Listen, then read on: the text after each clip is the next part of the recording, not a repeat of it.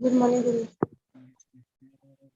Hare Ram, Ram Ram, Hare Hare, Hare Krishna, Krishna Krishna, Hare Hare, Hare Ram, Ram Ram, Hare Hare, Hare Krishna, Krishna Krishna, Hare Hare, Hare Ram, Ram Ram, Hare Hare, Hare Krishna, Krishna Krishna, Hare Hare, Hare Ram, Ram, Hare Hare, Hare Krishna, Hare Hare, Hare Ram, Ram, Hare Hare, Hare Krishna, Hare Ram, Hare Om. Ram, Hare Devi, Ram, please moderate Prabhu. Hare Hare Hare, Hare Ram, Hare Ram Krishna, Ram, Hare Prabhuji. Hare, Hare Krishna, Krishna Hare Hare, Okay, Hare Hare Ram, Hare Krishna. Krishna, Ram Prabhuji. Hare Krishna, Om. Prabhuji. Om Hare Bhagavate Krishna. Hare Vasudevaya. Krishna. Bhagavate Bhagavate Vasudevaya. Vasudevaya. Om Bhagavate Vasudevaya. Vasudevaya. Om Om Namo Namo Bhagavate Bhagavate Vasudevaya. Vasudevaya. Om Namo Bhagavate Vasudevaya. Om Om Namo Namo Bhagavate Bhagavate Vasudevaya. Vasudevaya. 10 minutes of Shavana. Lasat Pankajak Kankinjalka Pita Kosheya Vasasam Shivasa Vakshasham Bhajet Kaustabham Mukta Kandaram. His loins are covered with a shining cloth, by a shining cloth, yellowish like the filaments of a lotus. On his breast he bears a mark of Shivasa, a curl of white hair.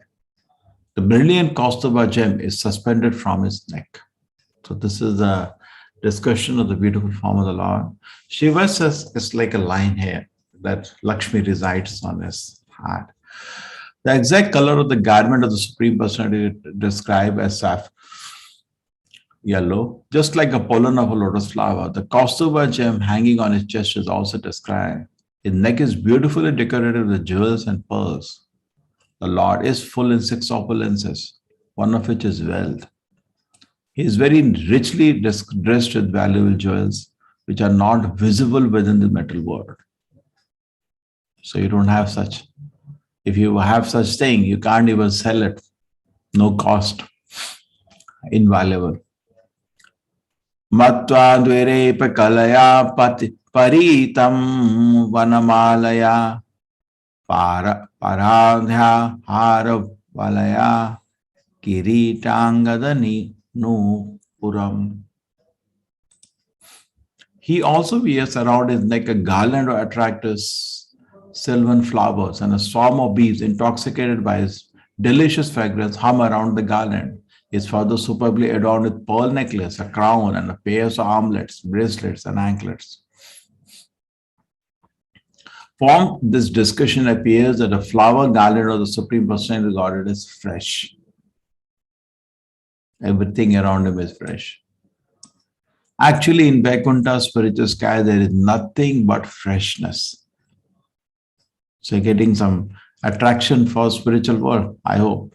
Even the flowers picked from the trees and plants remain fresh, or everything in the spiritual sky retains its origin and does not fade. The fragrance of the flowers picked from the trees and made into garland does not fade. So for both the trees and the flowers are spiritual. When the flower is taken from the tree, it remains the same. It does not lose its aroma. The bees are equally attracted to the flowers, whether they are on the garland or on the trees. The significance of spirituality is that everything is eternal and inexhaustible. Everything taken from everything remains, everything taken from everything remains, everything. So it's stated in the spiritual world, 1 minus 1 equal to 1, 1 plus 1 equal to 1. The bees hum around the fresh flowers and their sweet sound is enjoyed by the Lord. The Lord's bangles, necklaces, crowns, and anklets are all bedecked by invaluable jewels. Since the jewels and pearls are spiritual, there is no material calculation of their value. You can't even estimate the value. So the description are you hearing?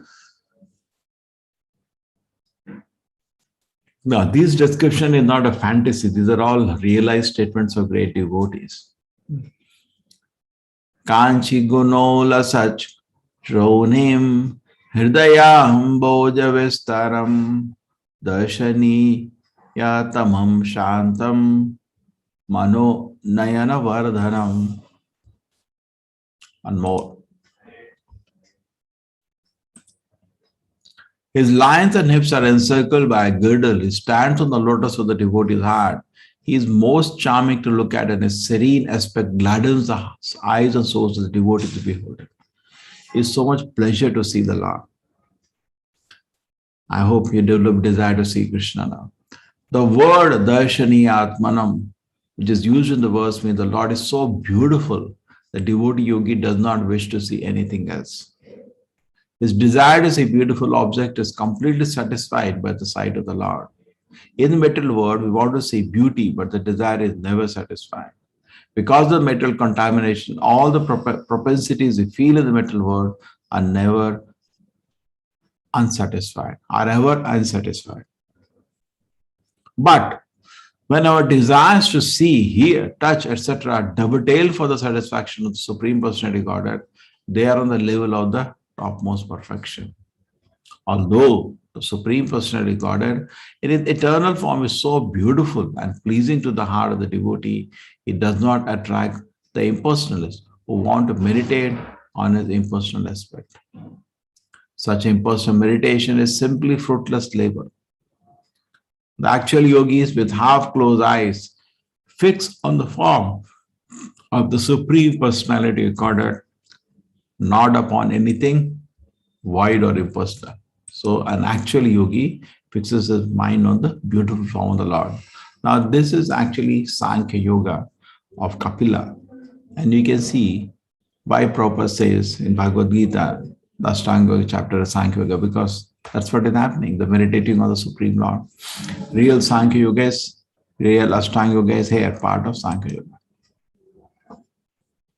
Api darshanam shashvat sarvaloka namaskritam santam vayasi kaishore bhrityadu grihakatayam. The Lord is eternally very beautiful and is worshipped by all the inhabitants of every planet. He is ever youthful, always eager to bestow his blessings upon his devotees. Okay, this will be the last we do today. The word Sarvaloka Namaskritam, that is worshipable for everyone on every planet. Only some fools on earth don't worship. Otherwise, God is worshipped everywhere. All the devatas worship on every planet. The innumerable planets, the material world, and innumerable planets, the spiritual world. The material world also, if you read 5th canto of Bhagavatam, how is worshipped in different devalokas. It's so nicely explained. On each planet, there are innumerable inhabitants who worship the Lord, for the Lord is worshipable by all but the impersonalists. Why impersonalists? They think they are God. They don't worship. Why do you worship God when you think there is no difference between you and God? The Supreme Lord is very beautiful. The word Shashwat is significant. It is not that he appears beautiful to the devotee, but is ultimately impersonal. No.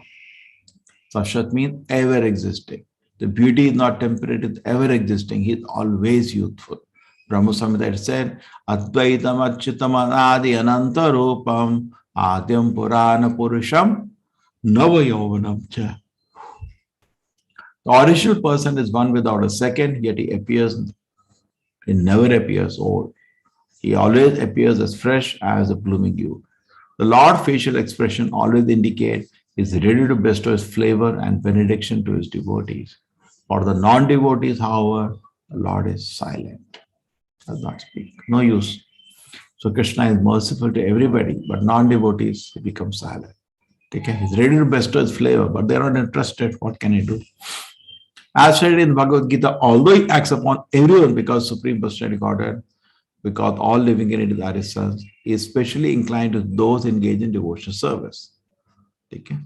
Samoham sarvabhuta is equal to all, but ye bhajanti tu, those who worship him. Krishna says, they are in me.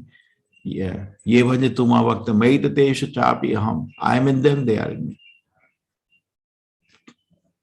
The same factors convey is always anxious to show favor to the devotee, just like devotees are always eager to render service to the Supreme Personality Godhead. So special mercy only devotees get.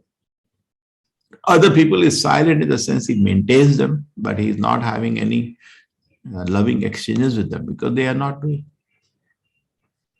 Loving exchanges cannot be one way, it's both ways. He maintains you, that much love he shows everybody. But a sweet loving exchanges, only devotees reciprocate. Just as devotees are always eager to render Supreme Personality Godhead, the Lord is always eager to bestow benediction upon the pure devotee. So big one we do tomorrow. Hare Krishna, everybody. Thank you very much. Hare Krishna. Hare Krishna, Hare everybody. Krishna, Prabhu.